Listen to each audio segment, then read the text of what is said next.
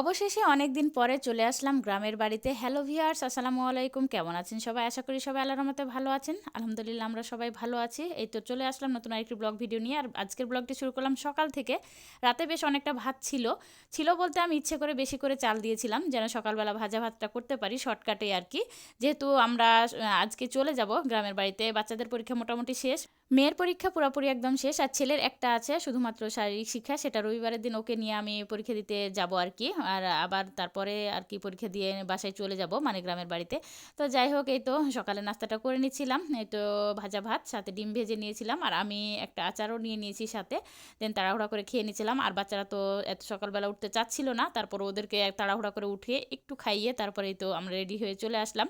Auto ধরে নিয়েছি, আর bag পোটলা দেখেন কতগুলা হয়েছে। আসলে অনেক দিনের জন্য যাচ্ছি তো, আর তাছাড়া এখন শীতকাল, সবার পোশাক আসলে অনেক বেশি হয়ে যাচ্ছে, যার কারণে আর কি ব্যাগও বেশি হয়ে গেছে। দেন ফাইনালি তো আমরা অটো থেকে নেমে আমাদের এলাকার পাশে চলে এসেছি। এখান থেকে একটু হেঁটে গেলেই আমাদের বাড়ি চলে আসব।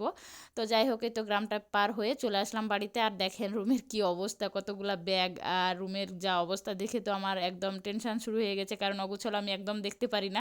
আসলে বাসায় না থাকলে যে রুমে মানুষ থাকবে না, সে রুমের অবস্থা তো এরকমই থাকবে, তাই না? আর কতই বা করবে, আমার শাশুড়ি মা বয়স্ক মানুষ, সে আসলে সেভাবে আসলে মুছা টুছা করতে পারে না। তো যাই হোক, আমি কাজে লেগে পড়লাম। আমার আবার ডাস্ট অ্যালার্জি আছে, এজন্য আর কি মাস্ক পরে তারপরে তো আমি সব কিছু পরিষ্কার করতে লেগে গেলাম। আর আমার শোকেসটা অনেক বেশি ধুলা পড়ে গিয়েছিল। তো যেহেতু কারুকাজের করা, সেহেতু একটু ভালো করে মুছে নিলাম। আর এদিকে হাজবেন্ডের কাণ্ড দেখেন, আমি এদিকে কাজে ব্যস্ত আর উনি মাছ নিয়ে হাজির। মানে ও বাড়িতে আসলে গ্রামে যে মাছ সবজি বিক্রি করতে আসে, সব কিছু নিয়ে ও ব্যস্ত হয়ে পড়ে কেনার জন্য। তো মাছটা বাছতে হবে, এর মধ্যে আমি এই তো রুমটা সুন্দর করে গুছিয়ে নিয়েছি আমি যতটুকু পেরেছি 1-1.5 ঘন্টার মধ্যে। আবার দুপুরে রান্না বান্না করতে হবে। আর যেগুলো খুলে রেখেছি, এই যে বালিশের কভার, মশারি, বিছানার চাদর, সেগুলো তো হুইলে ভিজিয়ে রেখেছি, হুইল পাউডারে আর কি। তো সেগুলো পরিষ্কার করতে হবে। আবার রান্নাবান্নাও আছে, অবশ্যই আমার যা আছে, তো ওর ছোটো বাচ্চা, এই জন্য ওকে আর চাপ দিতে চাচ্ছি না। যে কয়েকদিন আমি আছি আমি রান্না করার চেষ্টা করব। তো সব কিছু গুছগাছ করে এই তো চলে আসলাম রান্নাঘরের দিকে। মাছগুলোকে এখন কাটাবাছা করে নিতে হবে, আঁশ ছাড়িয়ে নিচ্ছিলাম। দেন এই তো ফাইনালি সব মাছগুলো ধুয়ে পরিষ্কার করে এখন লবণ হলুদ মাখিয়ে রান্নাবান্নাটা শুরু করব। তো আমি এইদিকে লবণ হলুদ মাখিয়ে নিচ্ছিলাম মাছে। সবগুলোই মাছ একসাথে রান্না করে নিব, কারণ আমাদের বাসায় অনেকজন মানুষ আর কি।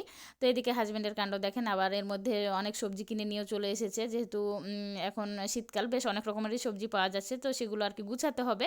তো সব কিছু থাকলো। হ্যাঁ, আমার যা গেল রান্নাঘরে, যেহেতু আমি কাপড় অনেকগুলো ভিজিয়েছিলাম, তো সেগুলোকে পরিষ্কার করে উপরে ধুয়ে দিলাম আর কি, মানে শুকাতে দিলাম আর কি। আর এই যে এদিকে আমার দেবরের, এটা হচ্ছে কবুতরখানা, অনেকগুলো কবুতর আছে এর মধ্যে। আর শীতের জন্য এরকম পর্দা দেওয়া হয়েছে।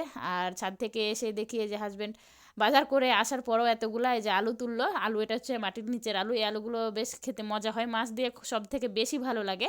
তো আমরা এটাকে গড় আলু বলি। তো মাছ দিয়ে গড় আলু রান্না হবে, আর সাথে ফুলকপি আর বেগুন রান্না হবে। তো এদিকে আমার যায় তো রান্নাবান্না করতে শুরু করে দিয়েছে, আমি ততক্ষণ এগুলো গুছিয়ে নিলাম।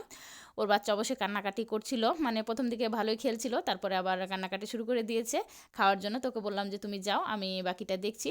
তো যাই হোক, আমি শেষে রান্নাটুকু আমি করলাম। এই তো আলুটা কষানো ছিল, তারপরে ঝোলের পানি দিয়ে আর কি ও উঠে গিয়েছিল। আর এই তো মাছটা দিয়ে দিলাম, আর এদিকে ফুলকপি আর আলুটা বসিয়ে দিয়েছি সব মশলা দিয়ে সেদ্ধ করতে। এরপরে আমি বাগার দিব আর কি, মানে ফোড়ন আমরা বলি এটা। তো যাই হোক, রান্নাবান্না ওইদিকে চলছে, আর এদিকে আমি রান্নাঘরটা খুব সুন্দর করে ঝাড়ু দিয়ে নিলাম।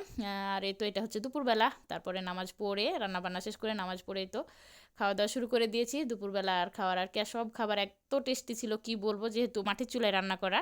তো আমার আজকের ভিডিওটি এ পর্যন্তই। সবাই অনেক বেশি ভালো থাকবেন। আসসালামু আলাইকুম।